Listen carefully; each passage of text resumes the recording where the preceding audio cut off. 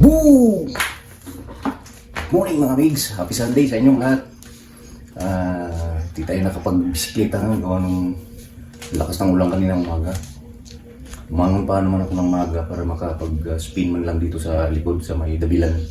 Kaso di tumigil eh. Kaya stuck up ako dito sa bahay ngayon. Laban na lang. Tapos tutupi. Yan. Kaya naisipan ko tuloy ako nanonood akong TV. Nakita ko yung bisikleta. Ano kaya kung bike check ko siya kahit di ako marunong. Kaya bike check ko siya mga mix para magkaroon naman ako ng content this week. Kasi dapat meron akong sanay kung sa isang linggo meron ako isang content. Kaya itry ko mga mix. Comment na lang kayo sa comment box kung may pagkakamali ako or what else. Basta gawin ko lang yung aking kakayanan. So tara, bike check na natin mga mix. Let's go! So umpisahan natin mga mix. From top to bottom ang natin ang pag-check. Unahin natin ang handlebar. Let's go! So yung handlebar ko mga mix, nakikita rito is stock din to. Binili ko siya, yan pa rin yung handlebar niya. Which is Norco din siya na brand. Tapos yan yung shifter. Ang shifter ko mix is SRAM NX. Kasi kasama na siya sa sa group set ng bike ko. Ang group set po pala niya is made up of SRAM NX.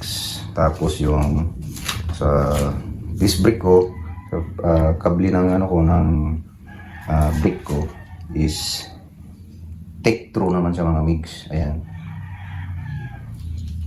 Binilan ko nga pala sila mga mix na support dito na mga rubber kasi madalas natutumba yung bisikleta lalo pag mabigat yung karga mo, kaya may carrier ka ganyan tutumba siya.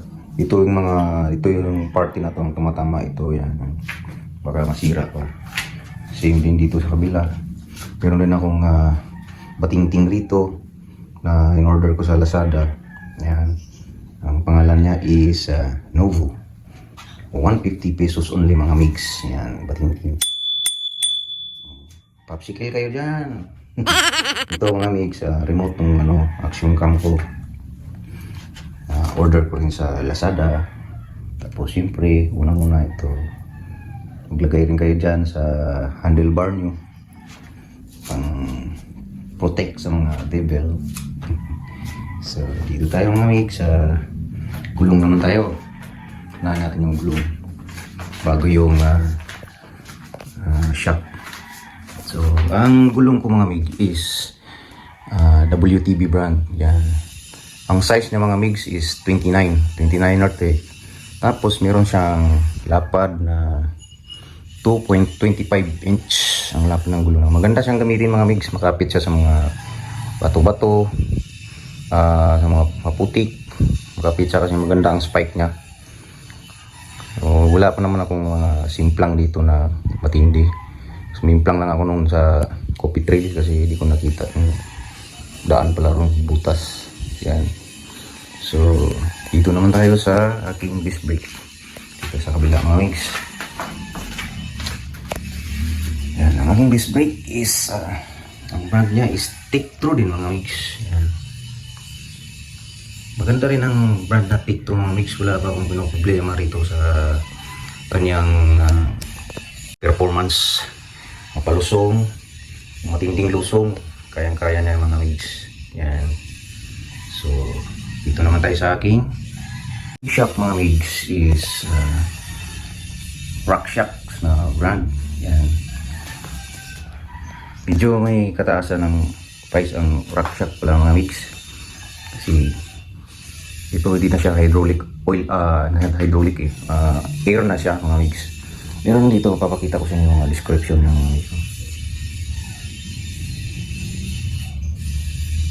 yan, yung mga nakasulat dyan mawawala yung meron tayo nakikita rito mga mix, mga nakasulat. Yan. Tiki model 100mm travel, tapos solo air.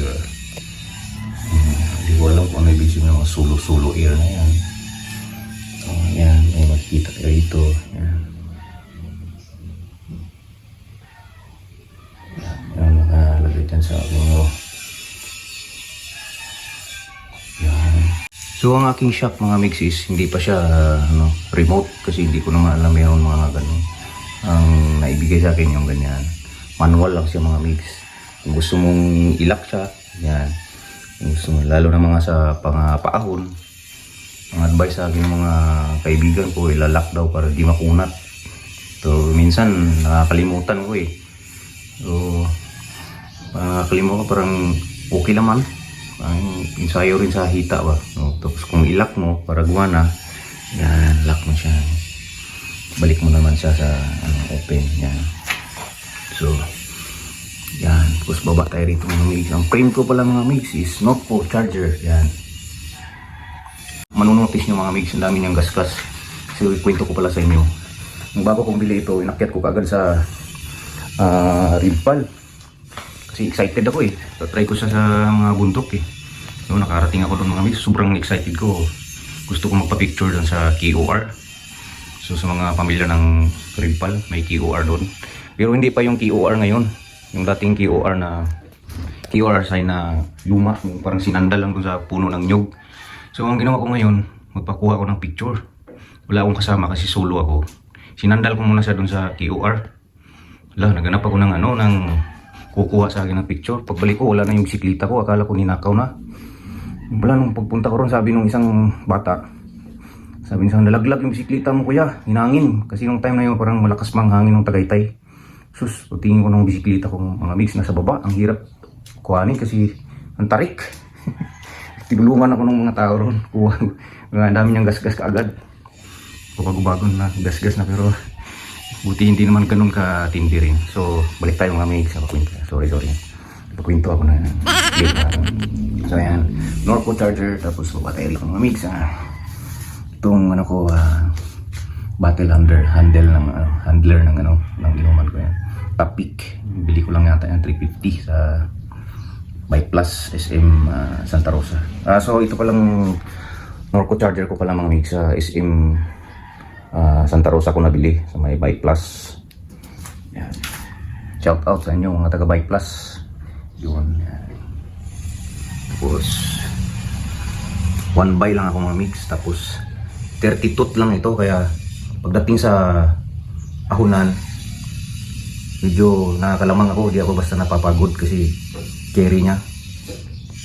Kasi maliit lang kasi pag maliit kasi mga mix, mabilis mas malambot yung padyakan pag sa ahon compare dun sa mga malalaki-laki. Plus yung niya speed niya is 11 na. Yan mga mix. SRAM 11. Yan. Yan pa siya. Hindi pa siya ganun ingay yung tunog mayaman mga mix. Pero meron doon hub na tunog mayaman. Di ko kinuha mga mix kasi pag tumakas ako sa bahay, at least di marinig ng mga misis natin. Bubuhat ka pa nun. So, pinili ko yung katamtaman lang. Yan. Smooth lang ba? Naalala ko kasi yung kasama ko sa trabaho, tumakas siya ba? Maaga. Maingay yung bisikleta niya kasi tunog mayaman. Yun, hindi siya pinayagan. Maglaban na lang daw siya. Shout out sa iyo bro. Sorry. Yan, so yan. Sa kabila naman tayo mga mix. Sa kabilang side naman tayo mga mix. Bike stand. So bili ko rin to sa bike. Ito, bike stand ko. Tapos itong mismong stand sa bisikleta yan. Bili ko lang yan 300 ata yun. Hindi, mga 200 yan. Ang tatak dito na bura na Raguya ba yun o Ragusa? Ganyan. Okay naman siya mga mix. Tibay yan. Ilang halos mag-isang taon na rin gamit ko yan. Yan. Tapos ito pala, hindi ko ito pa mga stock. Mga stock pa rin ito mga mix nung binili ko to. Yan ito. Tapos Trubative na kasama to sa sa SRAM na group set. Nito is Trubative. Yan, kikita ito mga mix.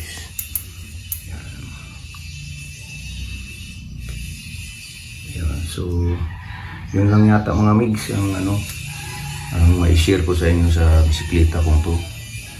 So, isa pa pala itong aking puan. Lagyan ko pa ng makapal-kapal na saddle kasi para di mabugbog yung aking puwet pagka sa mga long ride.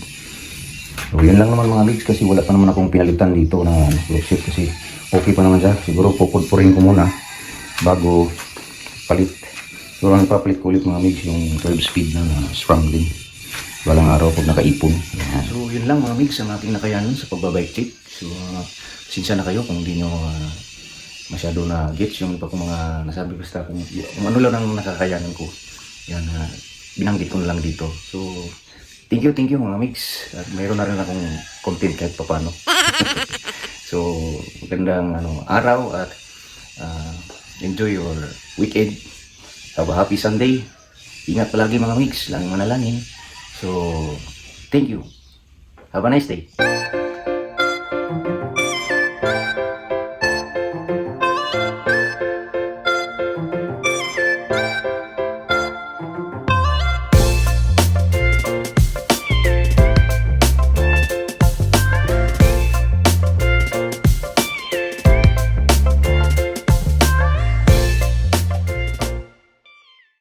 Pinawisan ako mga mix, hirap pala ng gano'n. Lagtak ang pawis ko mga mix.